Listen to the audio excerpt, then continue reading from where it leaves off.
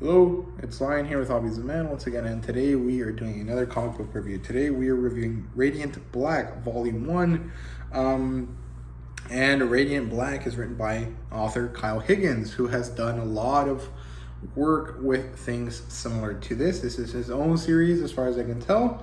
And it's kind of like Power Rangers, kind of like Ultraman, kind of like stuff like this sort of thing. Kamen Rider, all of these Tokusatsu-esque characters.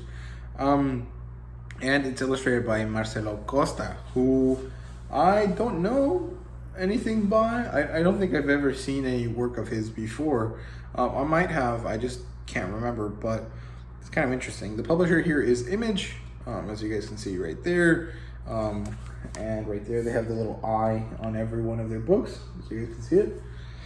And the genre, the demographic here is kind of hard to pick. The characters are all 30 years old. They're all millennial kind of aged people. But the kind of things that they're dealing with and the way they're kind of dealing with them kind of feel a little bit more YA-esque. Given that it's a comic book, it's kind of tough to decide what demographic they're for, because most comic books that are not aimed at specifically children all kind of can be read by everyone. So somewhere between YA and adult fantasy, fiction, whatever you want to call it, is where this kind of lands demographically. Genres wise, so this is science fiction, obviously, and it's a type of superhero comic book. And of course, this is a Tokusatsu-esque kind of situation here. It's people that wear costumes in order to fight crime, but in this case it's more of like a Power Ranger-esque kind of vibe to it. And of course, since this is such a new series, I think it's only been releasing this year, this is not adapted into anything at all, although this could do well as an animated series. So yeah, the premise here is basically that this sad millennial dude has to move back home. He failed as a writer. I think he went to New York and he had to come back home. And he ends up living with his parents, and he finds this weird black hole energy thing, this little like pebble of energy, just floating around one day when he's with his buddy Marshall. And now he has a suit, and the suit gives him superpowers. And it looks like others like him exist, specifically a person that has a red suit as opposed to his blue. And this big evil approaches. He has these premonitions / dreams / visions of the future that kind of are jumbled in his head that can tell him things are gonna end badly real soon. So yeah, it's a pretty solid premise. I mean, there's really anything too complex there, but it is something that is well established and that he can do quite a bit with. So there you go. The plotline here is good. I'm not going to say it's not boring sometimes, because it definitely is, but it's not so boring that it's bad. It's more of the kind of like, we get it, we need to do a lot of exposition and a lot of character building, and that's not necessarily directly related to the actual fighting side of things, this kind of superhero-esque kind of things. So obviously it's going to be a little bit boring to just kind of see the characters kind of thinking through their problems. So there are some lulls in the publication, in the reading of the series, but I think that those lulls kind of pay off later when we have action that is related to their to the character's exposition and the character's development that it has happened during those lulls. So I don't think it's horrible. And like I said, the boring aspects come because it has to tackle a lot of people problems in order to kind of set up why these characters are doing what they're doing. And of course, this is kind of odd because usually we wouldn't have this type of situation occurring in the vast majority of superhero comics we read, because we don't need to. Most superhero comics are pretty well established with specific characters that don't need any explanation to them. So this is a little bit different. So if you're kind of expecting this to be really quick and really fast, it's not going to be, because it has to set up its characters. These are all new characters with new lives and interesting kind of things going on that need to be explained. So the plotline takes a lot of time to set up, which I guess means this is going to be a long-running series. It's going to try to get to a specific point, and in order to do that, it has to do quite a bit of setup in this first 6 issues, right? So it's at issue 10 right now. I think issue 10 comes out next week, or the week after that. I can't remember, but I mean, it's already up to issue 10. It doesn't look like it's going to stop anytime soon. So, of course, this plotline, exposition kind of dump has to happen. So, there we go. It's not the most action-heavy, this first 6 issue kind of section. But, I mean, the action that it does have is quite good. So, I can't really complain about it too much. Now, characters-wise here, we have our main character, Nathan Burnett. He's a 30-year-old writer who failed, and he ends up being a blue-colored Radiant, which is kind of weird because I thought he was gray or white, based on like his colors, but apparently he's blue, so we'll go with that. You see, he looks really white. It's like black and white, so I thought he was a black and white one or a white one or whatever, but apparently he's blue, so there you go. And then we have Marshall, who's Nathan's friend, and through this process kind of ends up being a Radiant as well. Radiants are kind of what we're guessing these people are called.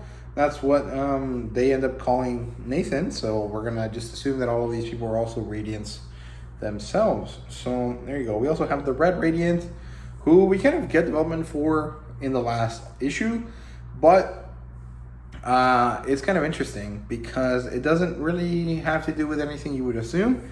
It's actually quite an interesting kind of complex human issue, a drama kind of issue that kind of gets, that happens because of them. So it's kind of interesting. I do want to learn more about them, but I don't know. Right now they don't look that like a very compelling character in terms of like them being the villain. So I'm not exactly sure how that's going to work.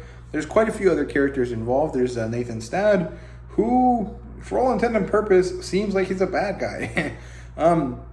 He has a few positive traits. He's a dad. He cares about his son, and he wants the best for his son, even if he has to be kind of shitty to him in order to get that across. However, the way he words things and the way that their characters interact kind of feels like he's a bad guy, or it's foreshadowing that he's a bad guy.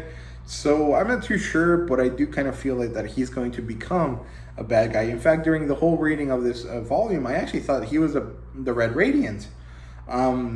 But that doesn't end up being the case. So I'm actually kind of concerned. I don't know what's going on. Maybe he's going to be like the avatar for like the evil alien bad guy thing that's coming from space or something. I'm not too sure. But good stuff there. World building wise, I think it's solid. There's this interesting alien language that they use. They really only just say Radiant over and over in this alien language, but it shows up and it's kind of fun, and they actually also use it to kind of censor words, so you can find and read the word as it is, but you kind of don't have to because it just like blocks it out. So I mean, you're going to infer what it's supposed to say, but it's kind of fun that they did that. I thought it was pretty clever. There's aliens. This is kind of like Ultraman in that sense, where it's like this alien comes from outer space. It bonds with a specific person in order to try to save this planet. So it's very much like Ultraman in that sense. And in this case, it bonds with 5 people. Or I'm guessing it's 5. I'm not actually sure, but I would assume that it's 5 because that's the usual Power Rangers team. So there you go. We also get some interesting powers, and the power suit works differently. We kind of don't know exactly all it can do and how it works, but we do know some general ideas. It can absorb material, it can give the wearer telekinesis and flight, and it can kind of also change shape. So there you go, that's kind of interesting.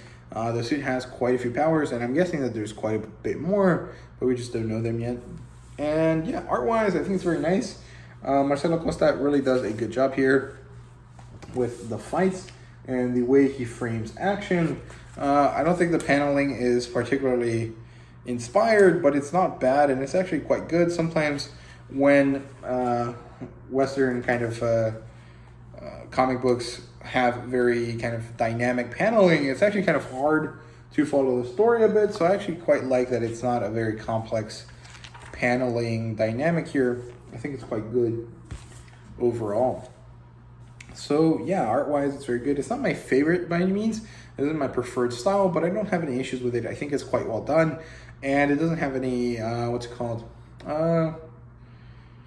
any glaring defects, if that makes sense. Now, there's no fan service in this volume, which is kind of interesting. You would assume that, you know, comic books would have some amount of fan service, but yeah, it's kind of interesting that there's no fan service. But there isn't really any female characters to have fan service for or of, so that kind of makes sense. We also don't see any, you know, male characters in, you know, very tight clothing that also happen to be quite muscular. So it's kind of very neutral in that sense. But yeah, rating wise, 4 out of 5, which is actually quite a bit higher than I was actually thinking of scoring it when I first read it. I actually wanted to score it a little bit lower. When I was thinking about it, I was, you know, kind of rationalizing it out of my head, and I can't actually give it that low of a score because it actually was quite good. I mean, there was never a low point. I never felt that I was bored or that I was going to put it down. I always was really engaged with the story. It just was like at a low level instead of like a high level, say, from a battle shonen where I'm like really invested in the fights and stuff, right? And that's just because there wasn't that many fights. But in terms of the human element, the drama of it all, I thought it was quite good. It was well established and kind of makes sense. And maybe it's because it's kind of making sense to me as a young man that's kind of joining the workforce here in the next few years to kind of see a guy that can't really fit in the way that he wants to. So it's kind of interesting like that. I thought it was pretty good. Once I kind of thought about it, and I was like, yeah, it's good, even if I did find it a little bit boring. So yeah, 4 out of 5. Probably a low 4 out of 5, maybe a high 3 point something, like 3.8, 3.9. But it is good. I did like it. I think it was overall enjoyable, and it could be better, but not really by much. I mean, you just had to have one more fight in order to kind of balance it out and make it like half about the fights and half about the human element here, and that would have been fine. That would have actually been quite good, but we only got one major fight instead of 2 or 3, so it's not like as balanced as it could be, but it's not really that bad. So yeah, I definitely recommend this title if you like things like Power Rangers, Ultraman, and the movie Chronicle. I was actually thinking about this morning. This is quite similar to the movie Chronicle, and it might actually end up working similarly because it's like people with the same powers fighting each other while there's this kind of alien threat, and then there's kind of this thing going on. It feels a lot like Chronicle. It also feels a lot like Ultraman. So those three, including Power Rangers, are all like the similar titles here that you can kind of use to gauge your interest in this story. But yeah, that's basically all I have for you guys. I hope you guys enjoyed this video. If you did, please leave a like, subscribe, and comment down below. Let me know what you thought. And yeah, thank you guys very much for watching. I really do appreciate it. I did start a Ko-fi, which is kind of like a tip jar thing. So I'll leave it down in the description if anyone wants to, you know, what's the phrase they use? Buy me a coffee. But I mean, I just put it out there because it's not like a bad thing to kind of have in case, you know, something happens. University is very expensive, so I'm just kind of preparing for the worst, if that makes sense. But yeah, that's it. I hope you guys enjoyed this video. Like I said, thank you guys very much for watching. See you guys later.